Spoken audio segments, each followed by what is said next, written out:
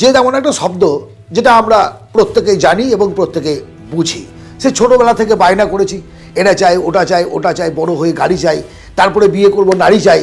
এই করতে করতে এই যে জেদগুলো, আমরা কিন্তু জেদের জন্য এই পৃথিবীটাকে পরিবর্তন করতে পেরেছি, নিজেকে পরিবর্তন করতে পেরেছি। তাহলে জেদ খারাপ নয়, কখনোই না। কিন্তু জেদ খারাপ, আমি তোকে মেরে ফেলবো, আমি তোকে দেখে নেব, তোকে দেখছি শালা। এই যে জেদ, এটা কিন্তু ভয়ঙ্কর একটা জেদ, আপনাকে নিজেকে একটা সর্বনাশের জায়গায় নিয়ে যাবে। জেদটাকে আপনি আপনার পজিটিভ কাজের জন্য ব্যবহার করুন।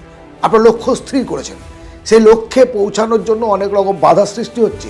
আপনার জেদ আপনাকে সেই জায়গায় ধাপে ধাপে পৌঁছে দেবে। কাউকে বোঝানোর দরকার নেই, কাউকে সোয়াপ করার দরকার নেই। ফেসবুক, ইনস্টাগ্রাম, বিভিন্ন জায়গায় স্ট্যাটাস দেওয়ার কোনো প্রয়োজন নেই। আপনার সাফল্যই হবে আপনার পরিচয়। মেকআপ করে ফেসবুকে সুন্দর একটা ছবি পোস্ট করলাম, আমি জামা পরে, প্যান্ট পরে, কারো হয়তো চেয়ে নিয়েও একটা ভালো লুক দেখানোর চেষ্টা করলাম। রিয়েলিটি কি? রিয়েলিটি হচ্ছে আমার ভেতরে যেটা আছে, আমি যেটা জানি সেটাই। আমি যেটা জানি সেটাকে বার করে নিয়ে এসে তাকে পালিশ করা এবং তাকে সাফল্যের জায়গায় নিয়ে যাওয়ার দায়িত্ব হচ্ছে জেদের। এই জেদটা আপনার রক্তস্রোতের মধ্যে থাকতে হবে, আপনার ভেতরে থাকতে হবে। আগ্নেয়গিরির মতো, সুপ্ত আগ্নেয়গিরির মতো। সুপ্ত আগ্নেয়গিরি একটা পাহাড়ের মতো চুপচাপ বসে থাকে, চুপচাপ, কেউ জানে না। যাই ছাগল, গরু, মোষ, মানুষ যাচ্ছে, ঘুরছে, আসছে, হঠাৎ করে একবার মহাবিস্ফোরণ ঘটে, তার মধ্যে আগুনের সব দিক ঢেকে দেয়। আপনার জেদ আপনার সাফল্য এমনভাবে ছড়িয়ে দিবে পৃথিবীতে, যেন সেই রকমভাবে আপনাকে দেখতে লোকে আসে, আপনার অটোগ্রাফের জন্য লাইন দিয়ে বসে থাকে, বা আপনার সঙ্গে একবার হাত মেলানোর জন্য। এমন জেদ চাই। এমন জেদ নয় যে জেদ আপনাকে সর্বনাশের পথে নিয়ে যাবে, যে জেদ আপনাকে সমাজ বিরোধী কাজে লুপ্ত করবে, যে জেদ আপনাকে আপনার পরিবারকে ধ্বংস করবে এবং আপনার নিজেকে ধ্বংস করবেন আপনি। জেদ সেরকম রাখুন, জেদটা সীমারেখার মধ্যে রাখুন।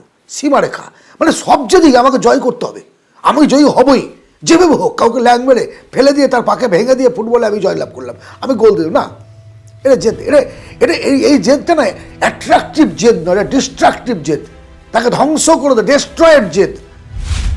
এটা তো কখনোই প্রশ্রয় দেওয়া যায় না। সব জেদ কি ওই জায়গায় আপনি পৌঁছাতে পারবেন? নেভার। আপনি জেদ করুন সেটা যে জেদের মধ্যে আমি হেরে গেলেও আমার কোনো ভয় থাকবে না। হারলাম, ঠিক আছে, আমি শিখেছি, পরবর্তী ক্ষেত্রে এই ভুলটা আমি দ্বিতীয়বার করব না। অটোমেটিক আমার মধ্যে আর ফেলিওর আসবে না। এটা হচ্ছে জেদ। আমি জানি না, তর্কে জেতার কোনো প্রয়োজন নেই। জেদ করে তর্কে জিতে নিলাম, বন্ধুত্ব হারিয়ে গেল, সব কিছু হারালাম, টাকা হারালাম, জুয়া খেললাম, এ করলাম, জেদ করে সব হারাবো না। টানবো। তর্কে হারলেন, ইচ্ছেকৃত যদি হারেন, তাহলে দেখবেন আপনার সঙ্গে একটা বন্ধুত্ব হবে। নো তর্ক, নো ডিবেট।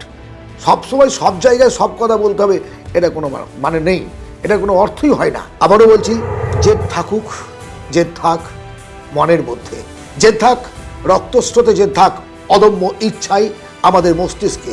এটা আমাকে পেতে হবে, যেভাবে হোক পেতে হবে। এই রকম জেদ যদি আপনার মধ্যে থাকে, আপনি একদিন না একদিন সফল হবেন। ব্যাস, আমি পারলাম না, আমার দ্বারা হলো না, এটা একটা অজুহাত। এই অজুহাত থেকে ছিঁড়ে বার করে নিয়ে আসবে যে, সেটাই তো জেদ। আর তাই জেদের প্রয়োজনীয়তা আছে। ছোট্ট একটা ভিডিও, শুধুমাত্র জেদ এই কথাটাকে নিয়ে আলোচনা করলাম। যদি আপনাদের ভালো লাগে অবশ্যই একটা লাইক করবেন, সাবস্ক্রাইব করবেন, শেয়ার করবেন বন্ধু বান্ধবদের মধ্যে। ভালো থাকবেন, দেখা হবে আবার অন্য ভিডিওতে।